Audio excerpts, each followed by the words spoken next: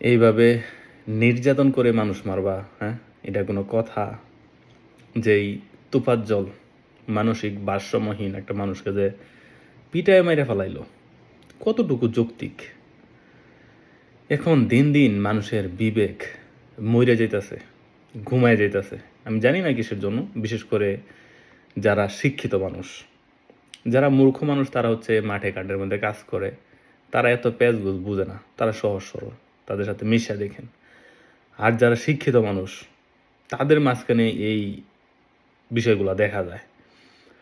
তো 2-3 বছর আগের কথা, আরবাম ফাহাদ যে বুয়েটে পড়তো, তাকে পিটায় মেরে ফেলাইছে। দেখেন, একটা দেশের একটা নামকরা বিশ্ববিদ্যালয়, যখন আপনি ঢাকা বিশ্ববিদ্যালয়ের মধ্যে পড়বেন, যখন আপনি বুয়েটে পড়বেন, টুয়েটে পড়বেন, রাজশাহী বিশ্ববিদ্যালয়ের মধ্যে পড়বেন, জাহাঙ্গীর বিশ্ববিদ্যালয়ের মধ্যে পড়বেন, তখন কিন্তু আপনার একটা ওয়েট আছে, একটা ওজন আছে।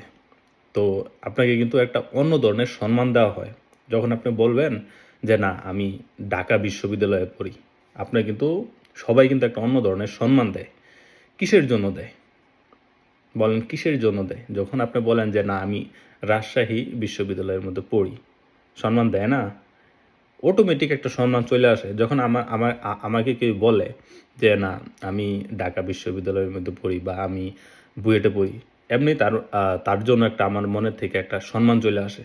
এই সম্মানটা কিন্তু তার যেই প্রাতিষ্ঠানিক, সেই প্রতিষ্ঠানের মধ্যে পড়ে, ওটা থেকে কিন্তু এই সম্মানটা সে পাইতেছে যে না, অমুক বিশ্ববিদ্যালয়ের মধ্যে পড়ে। দেখেন, দেশের মধ্যে আইন আছে, দেশের মধ্যে বিচার আছে, সব কিছুই আছে। আপনি কোন আইনে, কোন বিচারে একটা মানুষকে মানে এভাবে মাইরা ফেলাইতে পারবেন? আপনার যেই মানুষটাকে মারলো তোফাজ্জল, 4জন না 5জন মিলা মারছে, এই যে ধরেন এটা একটা লাঠি, সে তো পইরে রয়েছে, তার হাত, আমি দেখছি ভিডিওটা, তাই সেই জন্য কথা বলো, তার হাতের মধ্যেই লাঠিটা ঠিক এভাবে বসাইছে। ঠিক আছে, একজনে পা পা দিয়ে এখানে চাপ দিতেছে, আরেকজনে পা দিয়ে এখানে চাপ দিতেছে।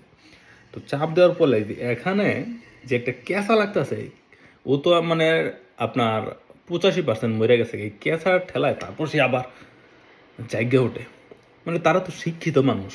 হ্যাঁ, যারা আপনার ঢাকা বিশ্ববিদ্যালয়ের মধ্যে পড়ে, তাদের কাছ থেকে মানুষ আশা করে অনেক কিছু শেখার জন্য। তারা হচ্ছে আপনার ভবিষ্যৎ, দেশের ভবিষ্যৎ। দেখেন, এই যে বিশ্ববিদ্যালয়ের মধ্যে যে মানুষগুলোরে পিটায় মেরে ফেলায়, তো তারা শিক্ষিত মানুষ। শিক্ষিত মানুষের কাছে এটা কোনো সময় আশা করা যায় না। এখন 4-5 জনে গ্রেপ্তার করছে, হয়তোবা তাদের দীর্ঘমেয়াদী সাজা হবে। তো তাদের এরকম সাজা হওয়া উচিত।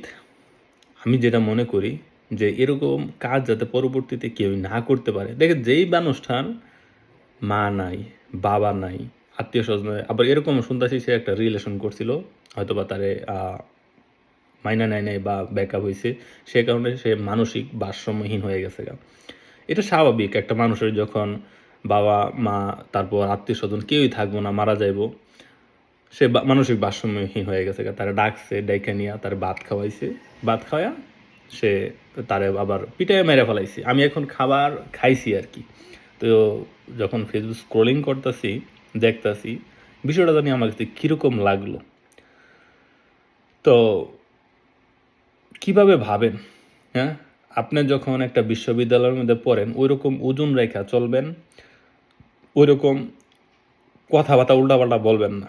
কারণ আপনার কাছ থেকে অনেকে শিখবে, অনেকে জানবে, অনেকে বুঝবে, আপনি মানুষকে বুঝাইবেন।